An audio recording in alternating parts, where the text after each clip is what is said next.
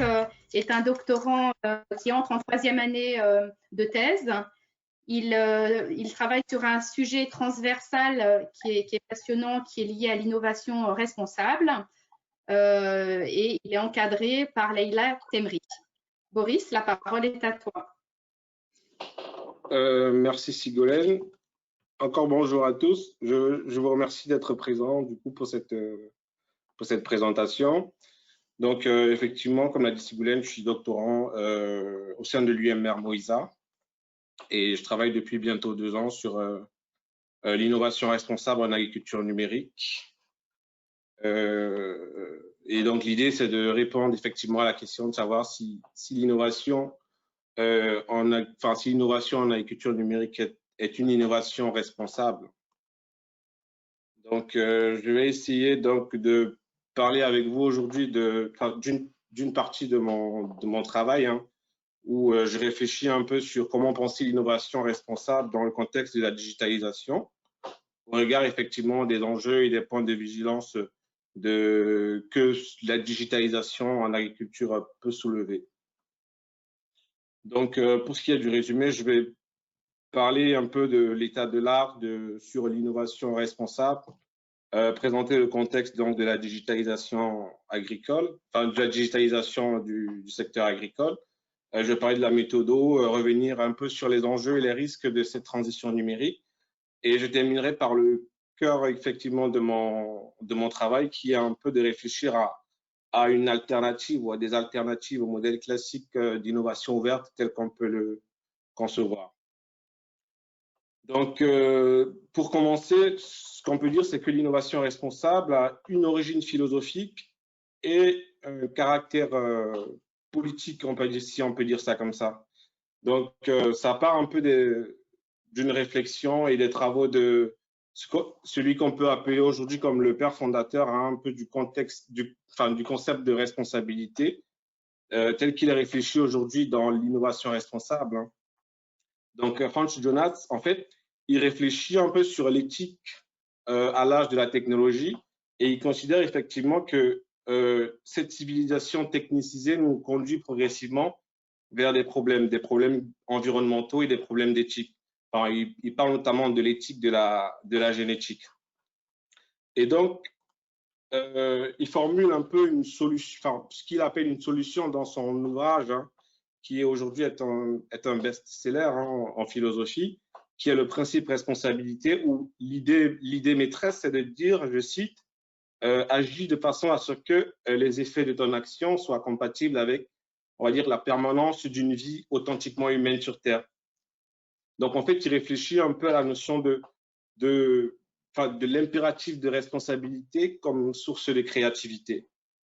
Et il y a également les travaux de José Ortega, qui est un philosophe qui, dans sa logique, on peut considérer que l'innovation responsable est une forme de redémocratisation de l'innovation, c'est-à-dire que l'innovation par la société et pour la société. Et ensuite, le caractère politique, donc au final, de l'innovation responsable se situe dans les travaux de René von Schomburg, qui est un peu le monsieur innovation responsable au sein de la Commission de l'Union européenne. Donc, je ne vais pas revenir sur les détails, mais globalement, l'idée, c'est d'aligner la recherche et l'innovation sur les valeurs, les besoins et les attentes de la société. Donc, ce que je disais un peu, l'interaction entre science, innovation et société. Donc, dans leur définition, ils réfléchissent un peu sur 2 dimensions. Donc, une première dimension qui est la dimension donc, du processus, c'est-à-dire que comment on développe les innovations, quelles sont les valeurs procédurales, comment est-ce que les questions de transparence, de participation des parties prenantes et du public donc, sont réfléchies. Il y a aussi la question du produit, c'est-à-dire que le produit de l'innovation qui est commercialisé doit respecter un certain nombre de valeurs fondamentales de durabilité, socialement souhaitable, avec des valeurs européennes. Et donc, l'une des sources essentielles de valeur ici, dans ce cadre politique, c'est la Charte européenne sur les droits de l'homme, c'est les différents traités de l'Union européenne, et c'est les parties prenantes qui sont susceptibles de contribuer également ou de participer à l'innovation. Maintenant, il y a une troisième approche qui est la plus utilisée aujourd'hui dans la littérature. C'est un peu celle que l'on pourrait appliquer au secteur privé, qui a été développée par Stilgo et collaborateurs en 2013. L'idée un peu, c'est de dire qu'il faut prendre soin de l'avenir par une gestion collective de la science et l'innovation dans le présent. Donc, ça nous rappelle un peu une définition du développement durable. Et ces auteurs-là donc ont réfléchi à comment opérationnaliser donc ce concept d'innovation responsable dans le secteur privé. Et pour eux, ils ont identifié 4 dimensions. La première, donc, qui est cette dimension d'anticipation, c'est un peu au final de réfléchir sur les impacts à court, moyen et long terme de la recherche et de l'innovation. Donc, c'est un processus de compréhension, donc comprendre qu'il existe des impacts, s'engager dans la résolution de ceux-ci et agir. La deuxième dimension qui réfléchissent, c'est il faudrait que les processus d'innovation soient beaucoup plus ouverts, donc permettre l'engagement du public, des parties prenantes, avec des dimensions comme la transparence, l'interaction et l'apprentissage mutuel, c'est-à-dire que les interactions doivent permettre d'agir, mais aussi de réfléchir également sur les impacts de nos actions. Et la troisième dimension, c'est la dimension de réactivité. Autrement dit, c'est de réfléchir au final à terme si l'innovation doit être commercialisée, ajustée au regard des valeurs de la société et du public. Elle doit être réadaptée ou alors est-ce qu'elle doit simplement être retirée? Et enfin, la dernière dimension, qui est cette dimension de réflexivité, c'est un peu l'aspect interdisciplinaire ou pluridisciplinaire, si je peux dire, de la recherche et l'innovation. Donc, ce qui est intéressant ici, c'est qu'ils réfléchissent également et ils considèrent que les valeurs, dans ce cas, sont importantes et c'est pertinent.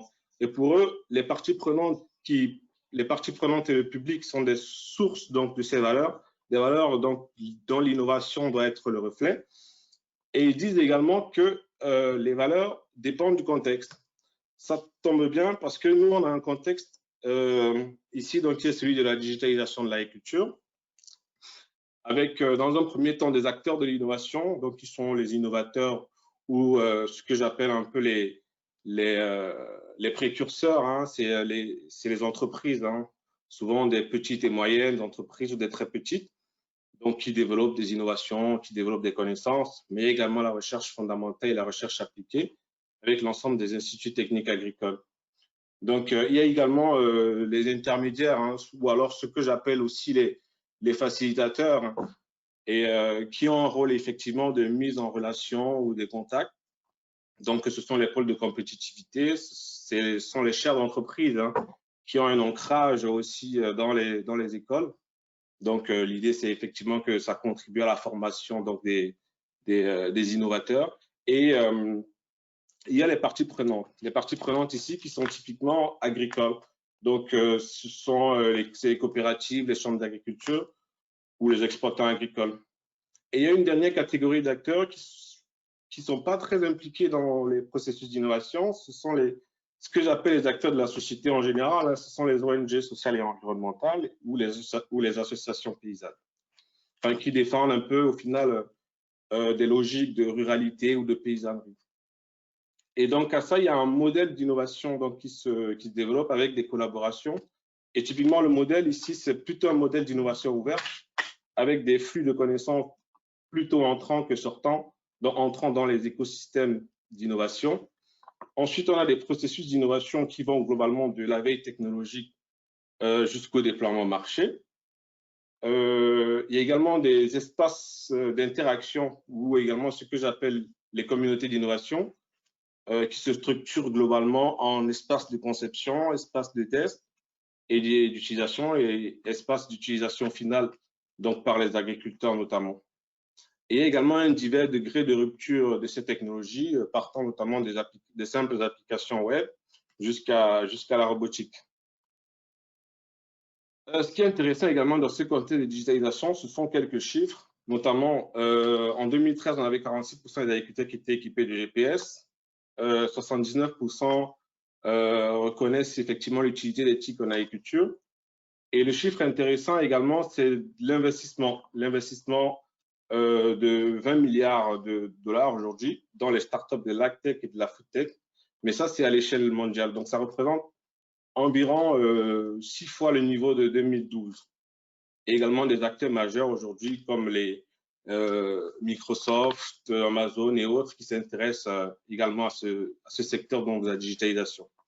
Donc la question que l'on se pose, c'est de dire, au regard effectivement de cette représentation technologique et économique de la digitalisation, la question que je me pose, c'est quels sont les enjeux, mais aussi les risques de la transition numérique, de cette transition numérique. Alors, voilà. Du coup, sur le plan méthodologique, c'est plutôt classique, hein, c'est des enquêtes de perception avec les experts du monde agricole et de la digitalisation. C'est comprendre le contexte, hein, les enjeux, les risques. Mais du coup, les données ont été analysées à l'aide du logiciel InVivo, donc avec un processus de retranscription, de codage et de restructuration. Donc, pour ce qui est des résultats, les enjeux perçus, on comprend effectivement que à cette transition donc, technologique, on a également des enjeux non technologiques. Et pour la plupart, c'est des questions de métier, c'est des questions sociales et c'est des questions économiques. Donc, pour ce qui est du techno, c'était les enjeux perçus étaient plus sur des questions de robustesse ou d'ergonomie des solutions, de maintenance. Sur le plan social, bon, je ne vais peut-être pas citer tout, vous voyez quelques-uns, c'est de réfléchir également sur le plan social avec l'adéquation, on peut dire ça comme ça, entre les pratiques agro-environnementales et le lien à la société. Donc, c'est ce triptyque-là entre société, alimentation et traçabilité. Donc, sur le plan économique également, les enjeux étaient relatifs notamment à la viabilité, la viabilité économique donc, de ce modèle technologique émergent et aussi de mettre l'accent sur le fait que d'apporter les preuves suffisantes donc, de cette rentabilité économique qui est mise en avant. Donc, tout ce qui est des risques, l'idée, comme les enjeux, c'est effectivement de voir qu'on a des risques davantage non technologiques que technologiques. Et sur le plan techno, c'est effectivement cette problématique des zones blanches hein, qui pourraient conduire progressivement à des sortes de fractures géographiques. On a l'insuffisance également de la preuve de l'efficacité de ces technologies. Donc, sur le plan du métier, on va dire, d'agriculteur, les risques étaient beaucoup plus perçus sur cette transformation progressive entre agriculteurs et ce qu'on peut appeler des agriculteurs. Sur le plan éthique également, la question de la transparence, hein, la transparence dans la gestion des données agricoles ou les risques de confiscation également sont des enjeux perçus donc, par les personnes que j'ai enquêtées. Et le modèle économique également a été mis en avant. Alors, pour terminer, cette diapositive représente le modèle de ma thèse. Hein, c'est un peu de réfléchir sur comment dans un processus d'innovation ouvert plutôt classique hein, dans les TPE et les PME aujourd'hui de l'agriculture numérique, avec des objectifs de compétitivité, de flexibilité et une forme de sélection à l'entrée des réseaux selon les orientations du marché. Comment donc y associer des enjeux d'anticipation, donc avec la maîtrise des processus d'innovation jusqu'aux impacts potentiels, et effectivement, et aussi d'accroître la collaboration des parties prenantes, ce que j'appelle les parties prenantes inhabituelles. Donc, ce sont les organisations paysannes, ce sont les acteurs qui n'interviennent pas de façon traditionnelle à certaines étapes du processus d'innovation. Mais aussi gérer la réactivité, c'est être en mesure d'identifier les risques et de choisir effectivement si on continue le processus, si l'entreprise doit continuer doit continuer dans ce sens-là, dans son processus d'innovation, ou alors l'adapter. Et la réflexivité ici, donc, qui est une forme de collaboration pour agir, mais aussi pour remettre en cause un certain nombre d'hypothèses ou de présupposés. Donc, l'idée, c'est d'arriver progressivement à une forme à un modèle d'innovation ouverte que j'appelle 2.0, qui, dont l'objectif c'est d'améliorer donc l'innovation ouverte telle qu'elle est conçue au regard donc de la soutenabilité et de la durabilité dans le contexte commercial. Et donc, je réfléchis et on peut peut-être réfléchir collectivement sur est-ce qu'il faut enrichir donc le modèle actuel d'innovation ouverte ou alors complètement le réinventer. Je vous remercie. Je ne sais pas si. Merci Boris pour cette intervention. Si tu veux, tu peux garder la présentation à l'écran ou arrêter le partage de ton écran.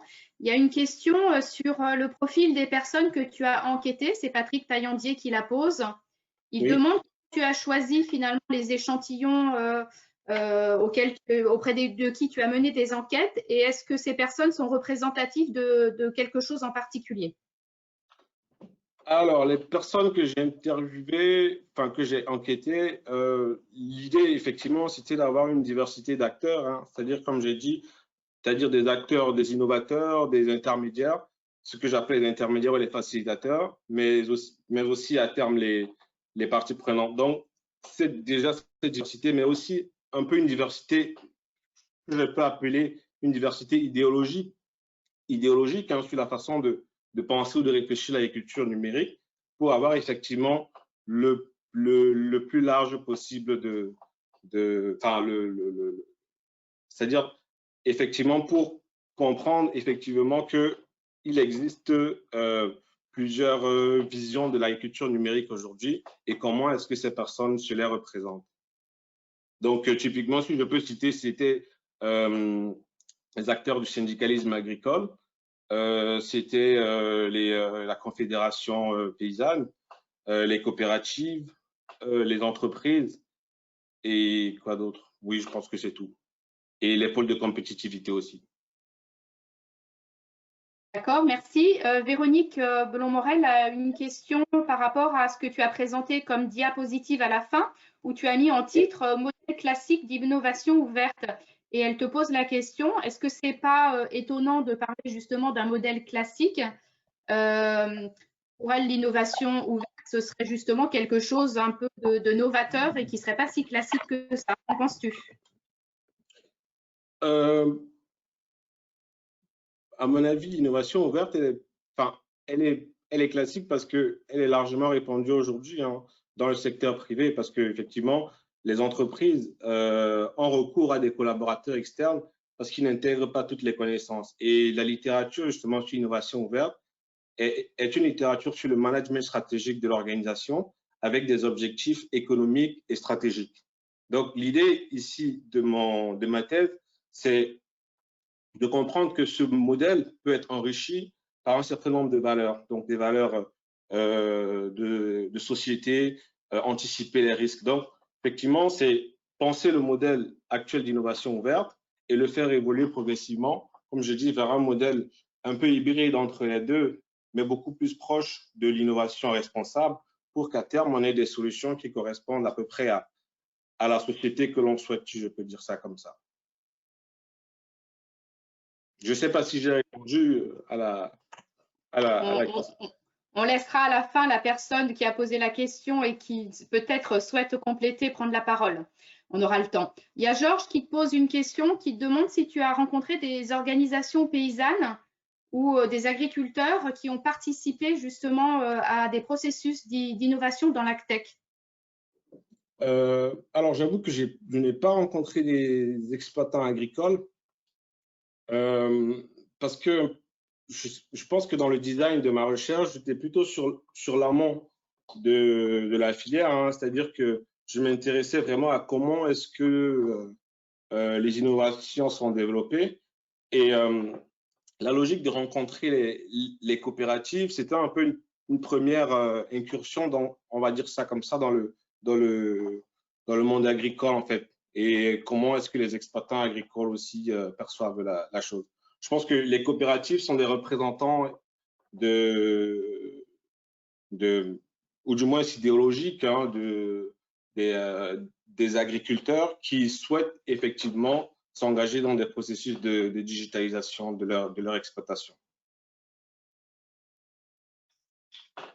Et merci. On a une question de Frédéric Serre qui demande avons-nous des indicateurs pour mesurer l'impact positif ou négatif des innovations dans l'agriculture numérique depuis qu'on la déploie en France?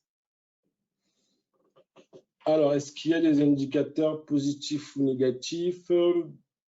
À mon avis, oui, je pense. ne serait-ce que les enquêtes de perception sont pas, enfin, c'est peut-être pas des indicateurs concrets, mais c'est une façon avec laquelle on peut voir effectivement les impacts que l'agriculture numérique peut avoir sur les exploitants agricoles. Donc, voilà, je pense il y a ça. Et il y a aussi des indicateurs qui me concernent un petit peu plus dans ce que je fais. C'est comment est-ce qu'en amont, les choses sont réfléchies. C'est-à-dire qu'en amont, dans les processus d'innovation, comment est-ce que les entreprises, par exemple, au-delà de l'impact environnemental, qui est largement reconnu ou partagé dans la littérature, c'est comment est-ce que ces solutions numériques sont développées et quel impact quel impact le développement de ces solutions numériques, notamment l'impact environnemental, a sur la société en général. Donc, je ne suis pas sûr qu'aujourd'hui, et c'est un peu ce que je mets en avant quand je dis, par exemple, d'apporter la preuve économique de la rentabilité de ces solutions numériques. Et ça, il y a certains rapports également qui reviennent là-dessus. C'est-à-dire que je n'ai pas vu énormément de papiers qui se sont intéressés effectivement à des questions de coût d'opportunité, à est-ce que je m'engage ou pas. Et je pense que ça, c'est un terrain encore qui reste à explorer. D'accord, merci beaucoup en tout cas Boris pour cette présentation. Avant de basculer sur celle d'Étienne, je propose si une personne dans l'assistance, on est 30, a une question qu'il souhaite poser de vive voix et souhaite prendre la parole, à ce moment-là, il active son micro et il la pose en direct à Boris puisque je ne vois pas d'autres questions spécifiques sur le chat.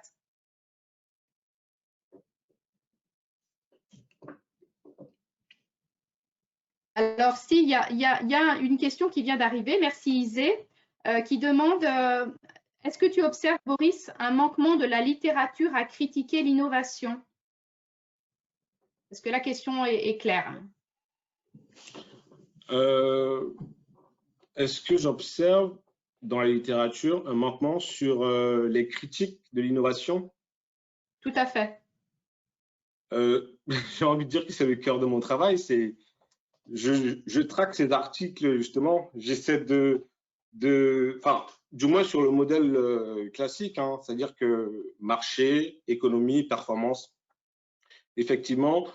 Mais sur le plan de la critique, même de ce modèle, j'en ai pas vu énormément, mais c'est plutôt une réflexion sur des formes alternatives. Donc, c'est-à-dire effectivement, comme je dis, comment passer de l'innovation ouverte vers une innovation responsable, par exemple. Mais sur les critiques, je n'ai pas vu énormément.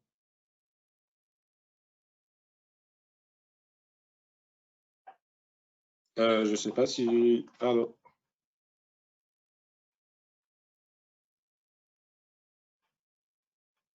Je ne sais pas si j'ai répondu. Isée, je ne sais pas si tu veux préciser un peu plus ou... Tu peux prendre la parole, Isée, si tu veux.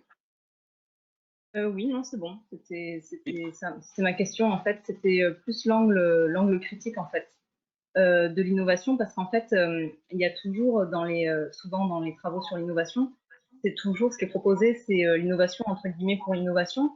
Et en fait, on ne critique pas ce fait, est-ce que ça vaut vraiment le coup d'innover, en fait? C'est ça un petit peu que je voulais dire par la critique. Voilà. Oui, effectivement, enfin, je vais peut-être aussi préciser, c'est-à-dire que enfin, l'une des façons de penser de l'innovation responsable, c'est effectivement de dire que tous les besoins, même si c'est des besoins des acteurs économiques, ne sont pas forcément utiles ou ne sont pas forcément utiles à satisfaire. C'est-à-dire que répondre à tous les besoins, ce n'est pas forcément la question principale.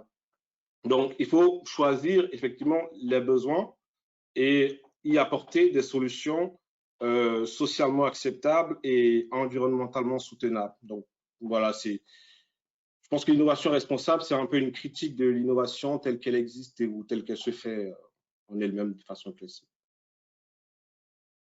D'accord, une dernière question qui a été posée par Isabelle Piot-Le Petit.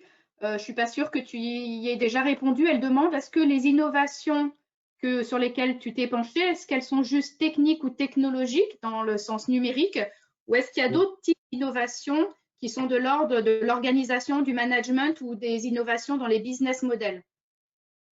Non, je m'intéresse aux innovations technologiques.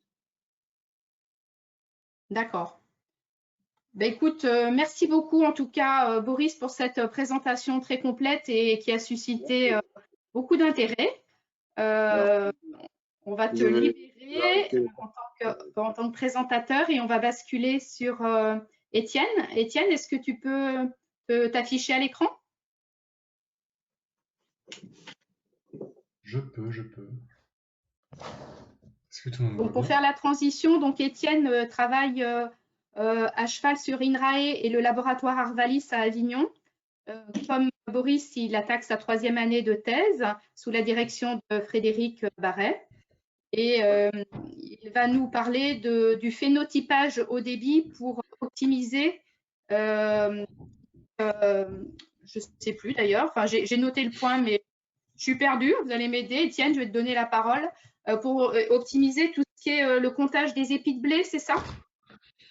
Oui, c'est ça. Enfin, alors, du coup, je suis en thèse à l'UMT Capt, donc c'est INRAE et Arvalis à Avignon, donc sur la conception de méthodes de deep learning pour le phénotypage au débit. Et plus précisément, aujourd'hui, on va parler du comptage d'épis. Alors, est-ce que mon partage d'écran marche? Non, là ça va marcher. Bientôt. Hop, ça va marcher. Est-ce qu'on voit bien mon écran? Ouais, super.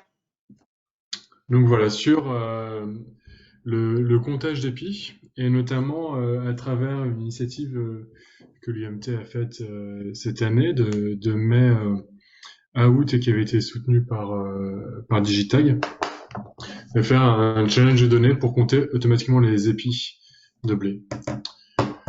Donc pour faire rapidement, les épis de blé, c'est quelque chose qui est important à suivre dans l'expérimentation agricole autour du blé.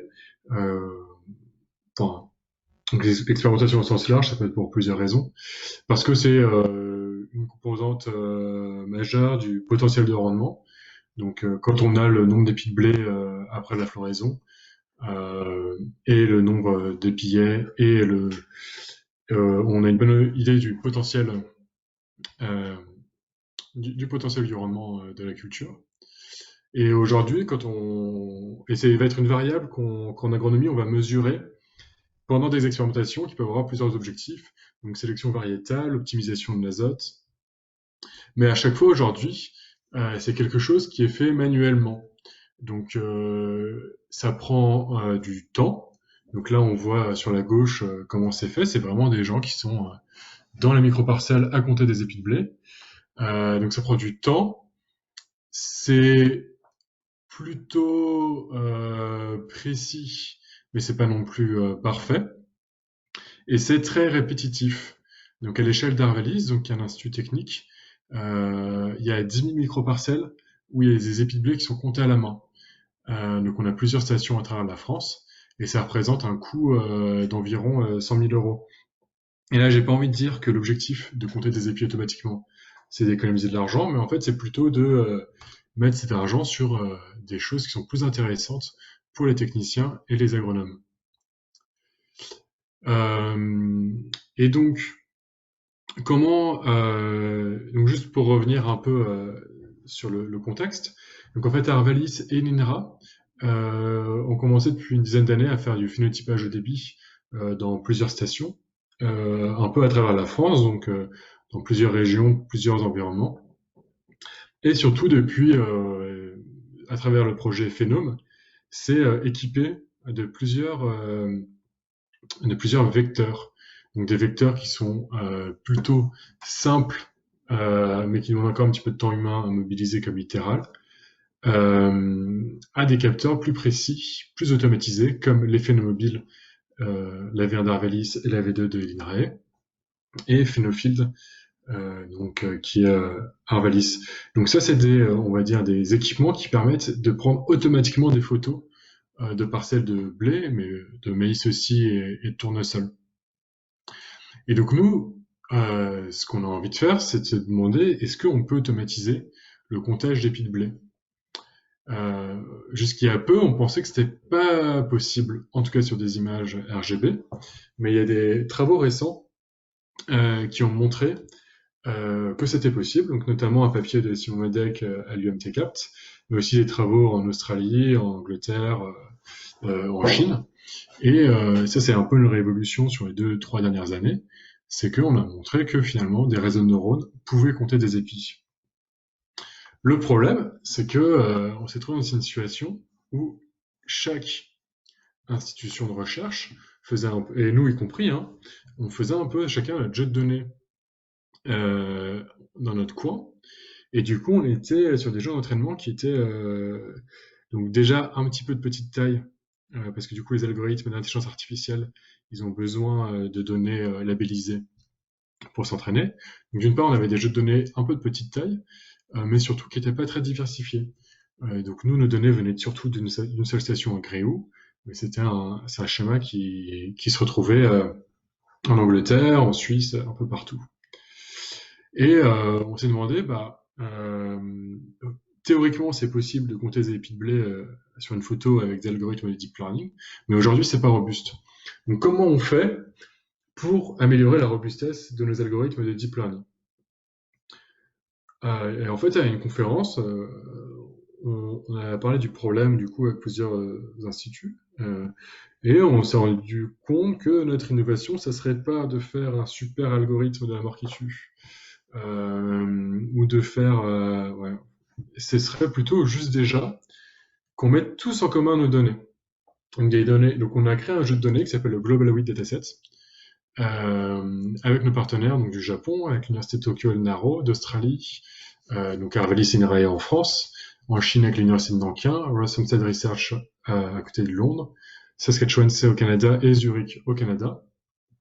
Et en fait, on a constitué ce jeu de données qui vient du coup de 7 pays, qui contient en fait 7000 images d'épis labellisées. Donc une image d'épi labellisée, concrètement, ça ressemble à ça. Donc c'est une petite boîte qu'on dessine autour d'un épi. Et là, la puissance, c'est que nous, on avait personnellement 1000 en France, et là, on a commencé à en avoir 5000. Et ça, pour l'intelligence artificielle, la taille du jeu de données, c'est quelque chose de très important pour qu'il puisse apprendre, parce qu'il a besoin de plus d'exemples, et notamment la diversité des exemples était très importante. Et là, on a commencé à construire en mode collaboratif vraiment le jeu de données le plus, en tout cas pour le phénotypage, pour un trait de phénotypage, le plus complet et le plus massif. Et après, la deuxième chose qu'on s'est dit, c'est que pour valoriser ce jeu de données, on s'est dit qu'il fallait que en phénotypage, en fait, on est beaucoup de bons scientifiques, on sait faire du deep learning, mais on sait qu'on n'est pas les meilleurs. Et donc, plutôt que d'essayer de valoriser dans notre coin ce jeu de données, ce qu'on a décidé, c'était d'ouvrir ce jeu de données. Donc, on a fait un challenge Kaggle. Donc, Kaggle, c'est une plateforme pour faire des compétitions de data science, sur laquelle, en fait, on avait mis le jeu de données avec une partie pour l'entraînement, une partie sur laquelle on testait les algorithmes pour classer différentes équipes. Et les 3 meilleures équipes gagnaient un petit peu d'argent. Donc il y avait $15 000 de cash prize au total. Et donc ça, c'était pendant le confinement. Et notre succès, c'est qu'on a réussi à attirer 2235 équipes.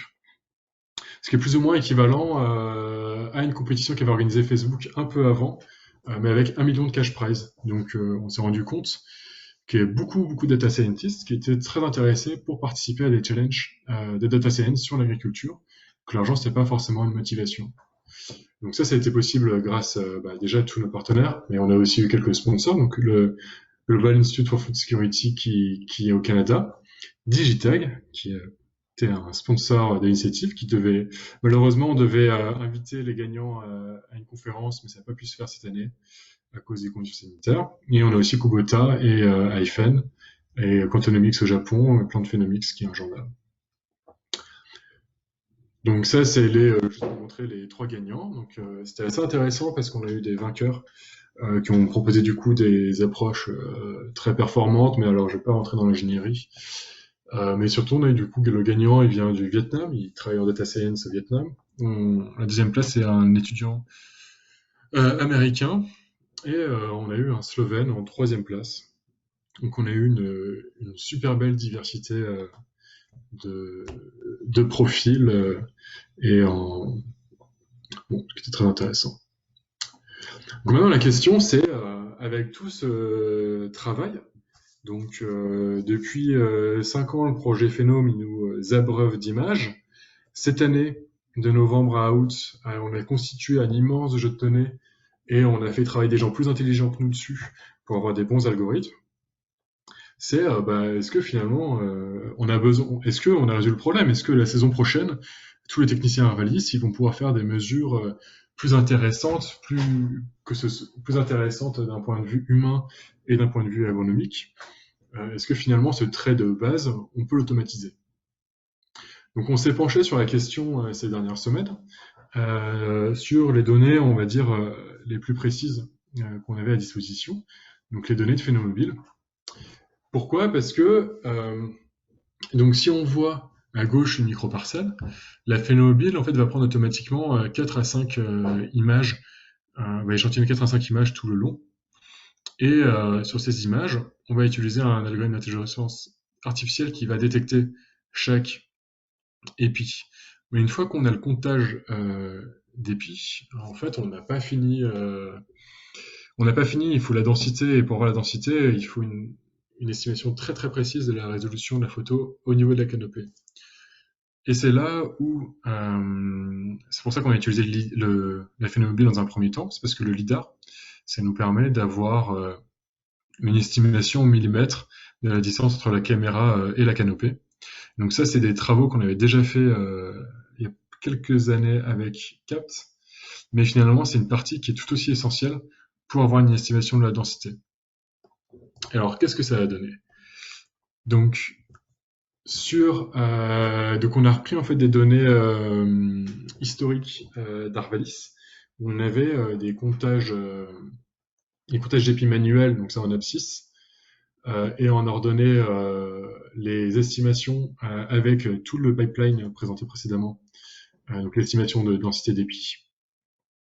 On se rend compte qu'à la microparcelle en 2018, que soit en 2018 ou en 2019, on a une erreur moyenne de l'ordre de...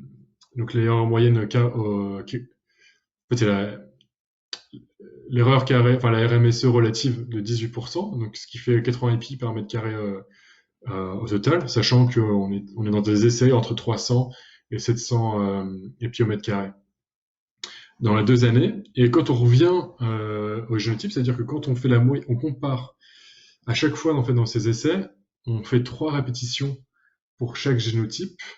Et quand on compare les moyennes des 3 répétitions comptées manuellement et les moyennes des 3 répétitions comptées par notre approche, on tombe sur un écart qui est plus que de 10%, donc de l'ordre de 30 ou 40 épis.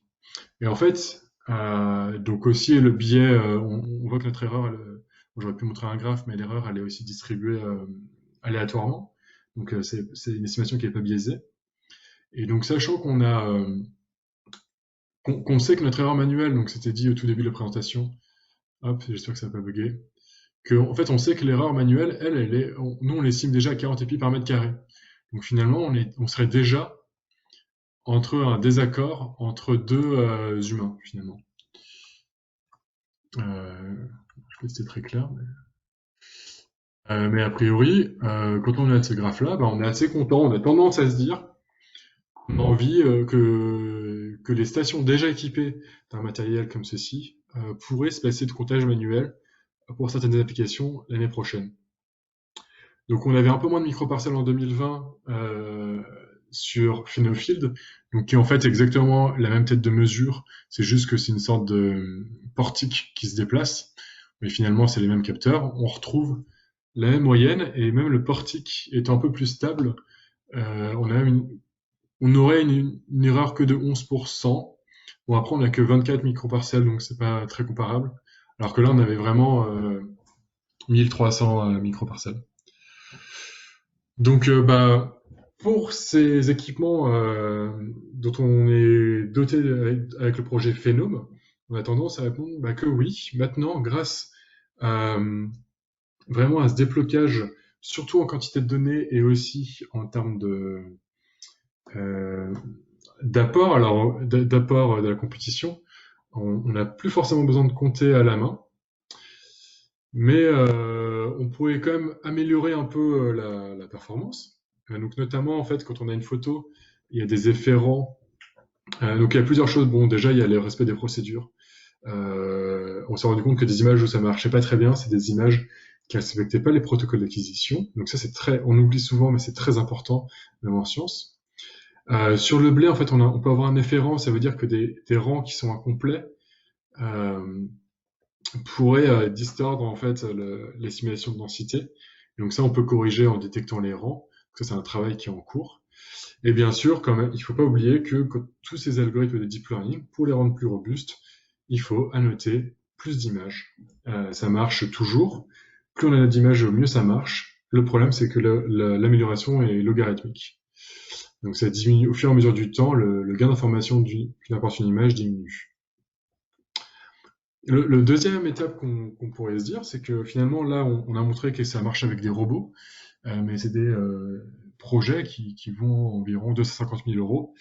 Même si nous on vise les expérimentations en agriculture et en agronomie, pour beaucoup d'essais, c'est des coûts qui sont largement prohibitifs. Donc nous, on veut répliquer ça aussi avec notre capteur littéral, donc qui est juste une petite perche avec 2 caméras Sony. Mais avoir 2 caméras, on a du coup aussi 5 images avec à peu près la même emprise et autant de résolution. Donc la partie comptage, a priori, elle marche. D'ailleurs, elle marche bien. La seule chose qui nous manque, c'est cette estimation de la canopée, de la résolution de la canopée. Et ça, on est en train de le faire et on pense que ça va marcher. Et on le fera par stéréovision. Donc il n'y a pas de raison que ça marche pas. Donc on est en train de résoudre ça. Et ça, on passe d'un couple capteur-vecteur qui vaut 250 000 euros à quelque chose qui vaut, on va dire, je crois, 10 000 euros non industrialisés. Et si c'est industrialisé, ça peut largement chuter comme coût. Et finalement, dernière perspective de tous ces travaux, c'est que le comptage d'épis automatique, totalement automatisé, ça, à ma connaissance, ça n'existait pas avant. Ça a été tenté, mais avec d'autres capteurs, mais ça n'a jamais été robuste. Donc, mais a priori, mais maintenant, ça devrait pouvoir être automatisé. Et on s'est rendu compte qu'en fait, ces approches deep learning, elles sont extrêmement puissantes. Et maintenant, ce que ça me donne envie de faire, c'est acquérir des traits qui ont en plein champ, qui n'ont jamais été faits. Et donc là, ce qu'on pense, un exemple parmi d'autres, ça pourrait être le comptage d'épillets. Donc on a des photos très haute résolution, donc ça en fait, on a même des meilleures résolutions que ça. Et on pourrait essayer de compter les épillets sur ces photos à 45 ou 90 degrés. Donc voilà, mais c'était un petit peu, c'est la fin de ma présentation sur le comptage d'épis. Puis on se retrouve dans 2 semaines, il y a d'autres présentations. Voilà. Merci beaucoup, Étienne. Je vais passer la parole à Marjorie qui va t'adresser la première question parmi les nombreuses que nous avons dans le chat. Est-ce que je peux regarder le chat? On va te les poser. Merci, Étienne. Et ouais. Bravo aussi pour le succès du challenge Kaggle. Hein. Et justement, il y a plusieurs questions au niveau de ce concours. François demande s'il y avait des grandes différences de méthodes mobilisées par les candidats et aussi en termes de performance entre les premiers candidats, les 10 premiers par exemple. Et Patrick Taillandier demande par curiosité le gagnant de quelle université au Vietnam venait-il? Alors, dans l'ordre. Donc on est en train de rédiger des blog posts et des papiers justement pour voir un peu, parce que souvent les gens dans ce type de compétition, ils tentent beaucoup de choses et ils n'ont pas le temps en fait de vérifier qu'est-ce qui a vraiment marché. Donc là, nous, ce qu'on est en train de faire, c'est reprendre les solutions des gagnants et de faire une étude par ablation en fait pour voir vraiment quelles sont les idées qui ont vraiment marché parmi leurs dizaines d'idées. Globalement, il y a Globalement, en fait, c'est plutôt une excellente ingénierie qu'ils mettent en place. mais je pense qu'une excellente ingénierie est assez essentielle pour faire de la bonne recherche. Et nous, ça nous a beaucoup appris sur justement, ils ont mis beaucoup de méthodes pour améliorer la robustesse à des variations de capteurs et de vecteurs. Et ça, en fait, là, par exemple, les 3 gagnants, ils ont utilisé des méthodes différentes. Et après, il y a aussi des choses qu'ils ont fait en commun, comme ce qu'ils font, par exemple, c'est au lieu de prédire sur une image, ils prennent cette image, ils en font 30 versions différentes avec quelques distorsions géométriques. Ils prédisent sur les 30 et après ils rassemblent les résultats. Ça, c'est vrai qu'on le voit pas trop dans les papiers, alors que ça a l'air de bien améliorer les résultats. Donc voilà. Et au Vietnam, je sais pas quelle université, en fait, c'est déjà un professionnel. Il travaille au Vingroup Data Institute. Donc voilà. Ce qui était intéressant dans ce concours, c'est qu'il y a eu beaucoup de professionnels et des gens qui n'ont pas forcément de contact avec la recherche. Et donc ça a été un bon moyen aussi d'apprendre des trucs, on va dire, dans l'industrie et qui sont pas forcément dans les papiers. Mais à contrario, c'était aussi ce qui était un peu dommage. Il n'y a pas eu le temps de faire des papiers et en fait, là, les papiers sur la compétition, on commence à en voir sortir que maintenant. Merci beaucoup, Étienne. Il y a Martin et Carnot qui posent une question. Est-ce que les images des parcelles des différents instituts, est-ce qu'elles sont prises, ces images, dans les mêmes conditions, soit d'angle de vue, soit de longueur d'onde ou de résolution? Alors, j'imagine qu'on parle du jeu de données. Alors, il y a tout un papier qui a été sorti en août sur la description du jeu de données qui répond vraiment dans le détail aux questions, donc, qui est sorti dans Point de Phenomics avec Étienne David comme premier auteur. Mais oui, en fait, il y a eu un gros travail. En fait, oui et non. Oui, parce que c'est plus ou moins des mêmes. C'était plus ou moins des photos RVB, rouge, vert, bleu, à haute résolution et plutôt prise au nadir. Après, on a fait un gros travail d'harmonisation justement avec Simon Madec. On a fait un gros travail d'harmonisation de ces images pour les rendre très faciles à réutiliser pour que chacun puisse entraîner ses réseaux. Donc tout le data cleaning, on l'a fait justement pour que ce soit bien au nadir, que ce soit bien, on va dire que la taille en pixels des épis soit plutôt régulière à travers les différents jeux de données. Et après, quand on applique dans la réalité aussi, on essaie de faire en sorte que les épis sur l'image aient plus ou moins la même taille, mais généralement des interpolations bilinéaires suffisent. Merci Étienne. Il y a une question de François Brun qui demande si dans la pratique, il n'y aurait pas un intérêt à continuer le cumul de mesures manuelles en même temps qu'il y a un comptage automatique en vue d'assimiler l'information et d'améliorer les performances globales, donc d'avoir une combinaison manuelle et automatique. Ça, c'est des questions grandes ouvertes. Pour être transparent, cette présentation, c'est un galop d'essai pour une présentation vendredi chez Harvest, donc on va avoir ces discussions.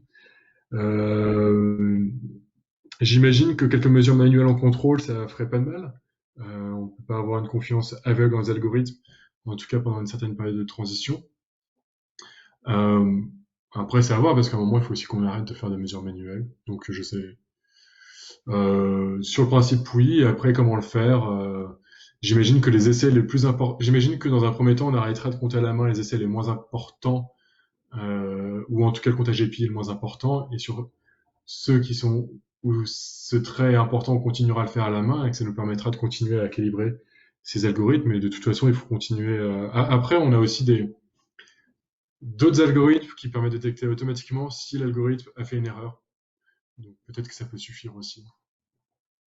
D'accord. Il y a une question de Frédéric Serre qui demande donc tu as évoqué les épis de blé, et lui, il évoque les pillets et le grain qui sont d'autres variables. Il demande comment vous gérez ça, puisque est-ce que c'est invisible dans les sets des photos zénitales présentées? Tu l'as évoqué dans ta dernière diapo, donc c'est assez technique. Oui. Est-ce que c'est la question de Frédéric? Eh ben, on ne sait pas encore exactement parce qu'on commence à se pencher sur le sujet, pour être tout à fait honnête. On a des photos, on pense plutôt utiliser des photos prises perpendiculairement ou à 45 degrés. On voit beaucoup mieux l'épi dans sa longueur. Et il faudra se faire quelques petites relations géométriques Donc ça pour le nombre de grains par tête. Et ce sera quelque chose qui sera, je pense qu'il y a des traits dérivés qui seront intéressants comme l'hétérogénéité ou des choses comme ça. Et après pour le poids de 1000 grains, donc le poids moyen de 1000 grains, et bah je pense que ce sera encore fait en laboratoire, mais bon, s'il n'y a plus que ça à faire, c'est gagné, quoi. Non, mais du coup, oui, pour le nombre d'épillets, s'il y a des idées dans le chat, c'est bienvenu.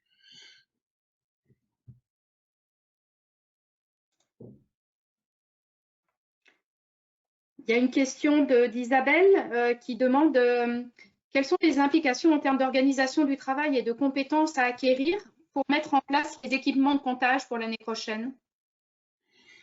Et ben, à l'INRA ou à Arvalis, ça pose pas trop de problèmes, notamment grâce au projet Phénome. J'ai l'impression qu'on arrive un peu à maturité tous. Donc il y a deux cas. Il y a le cas des stations qui ont déjà des phénomobiles ou des portiques. Et en fait, grâce au projet Phénome, c'est plutôt standardisé. On peut utiliser les algorithmes quasiment tels quels parce qu'en fait, on a beaucoup de... Enfin, ça marche déjà bien. Donc là, on va traiter des images de Toulouse et de Clermont pour voir un peu à quoi ça ressemble. Et on a toutes les images d'Arvalis. Et il y a le cas des stations expérimentales qui sont pas équipées. Et comme les phénomobiles, c'est des investissements un peu lourds, c'est pour ça qu'on croit beaucoup au projet littéral, qui est aussi avec l'INRA, qui permettrait d'avoir justement cette solution donc qui demande un peu plus de temps humain, mais finalement, donc, la phénomobile, c'est totalement automatisé. Donc on la lance sur un essai et ça fait 2000 microparcelles dans une journée sans intervention humaine. Littéral, ça demande une intervention humaine, mais ça demande 1 minute pour prendre 4 photos par microparcelle en moyenne. Donc quand on a des essais de 100 à 300 microparcelles, ce qui est le cas des petits essais expérimentaux, c'est vraiment très pertinent. Ça prend 1 heure à 2 de faire une mesure. Donc on peut faire une mesure par semaine. Et ça, nous, en tout cas, à Avignon, il croit beaucoup pour faire du comptage, mais aussi de la fraction de verre, de la reconstruction 3D de la hauteur de plante, de la maladie.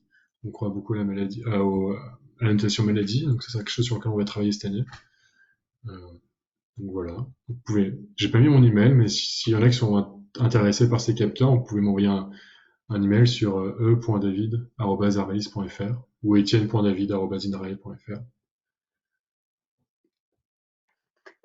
Merci Étienne, on pourra préciser, envoyer ton mail dans le chat, donc tu pourras le faire.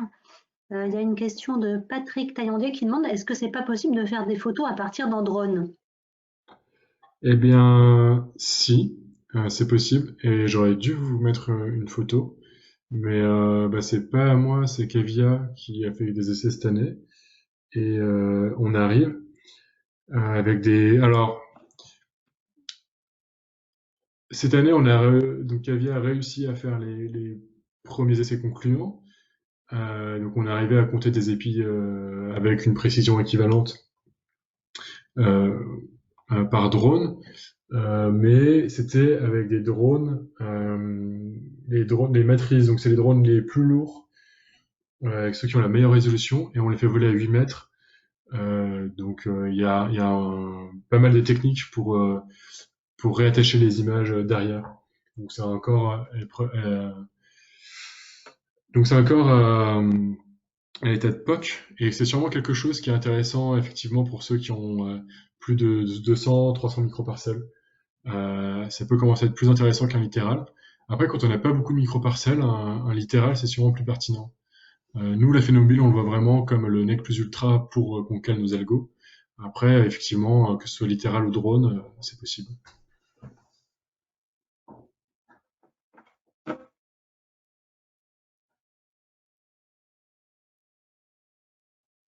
Merci. Ségolène, tu veux poser la question suivante?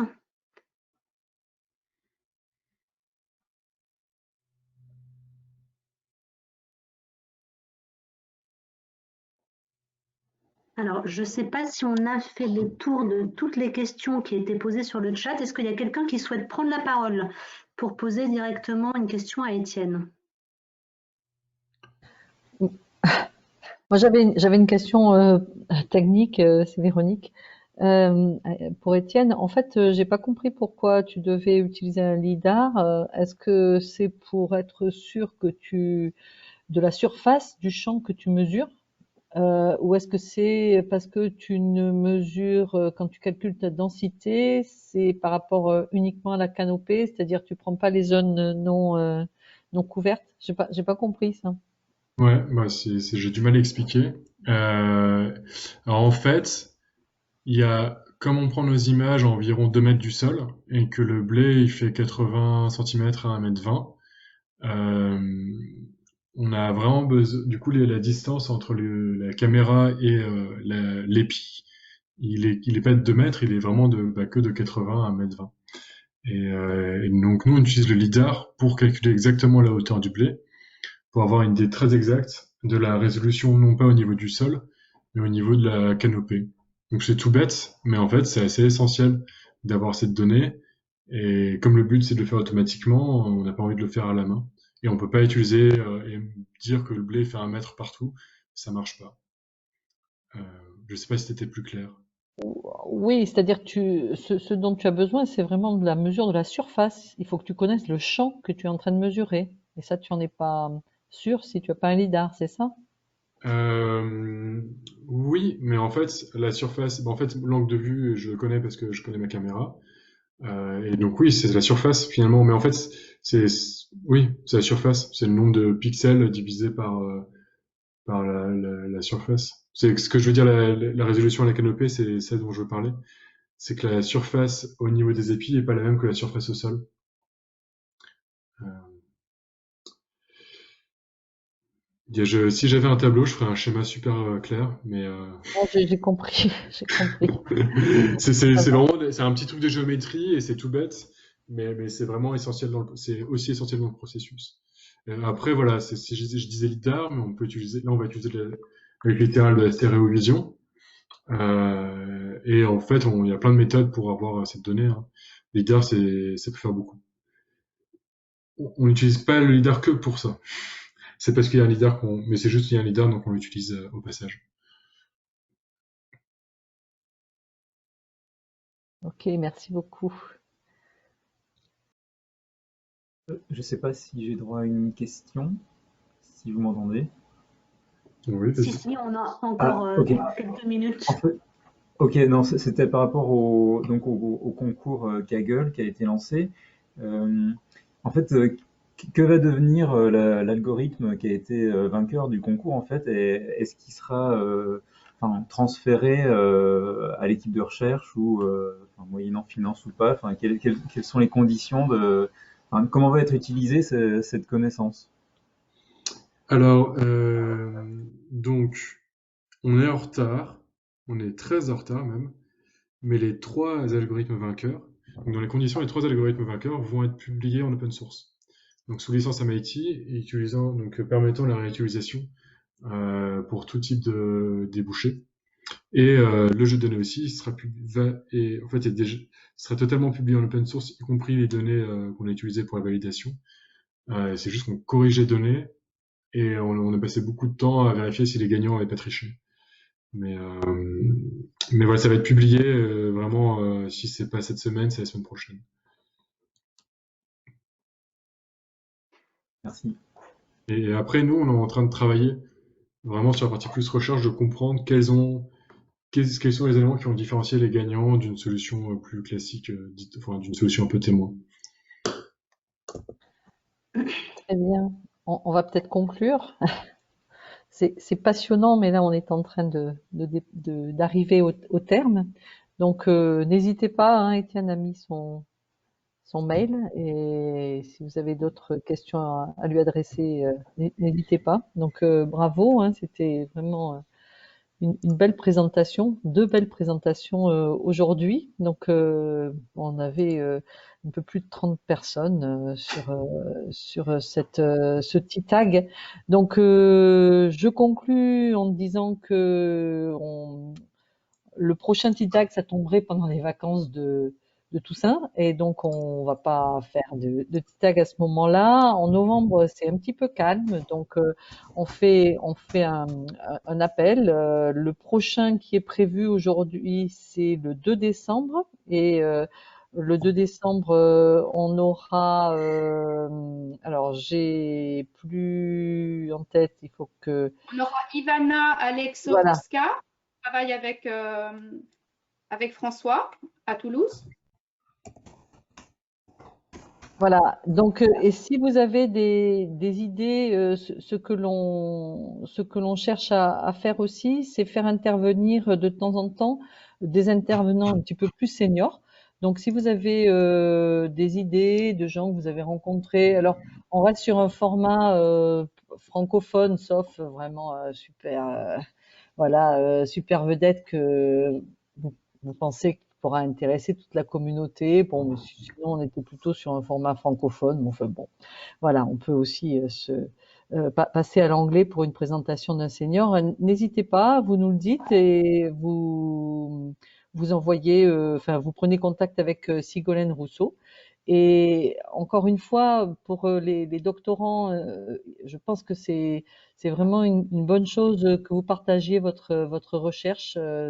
Nous, c'est toujours des découvertes parce qu'on a vu les projets de recherche lorsqu'on les a sélectionnés et là on les voit vivre et on voit que ça va vraiment très loin.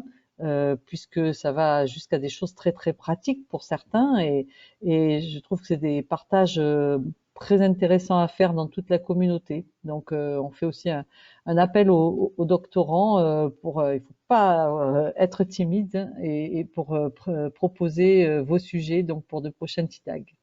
Voilà, merci aussi à toute l'équipe qui a organisé et donc bonne soirée, bonnes vacances si vous en prenez et à bientôt. Au revoir.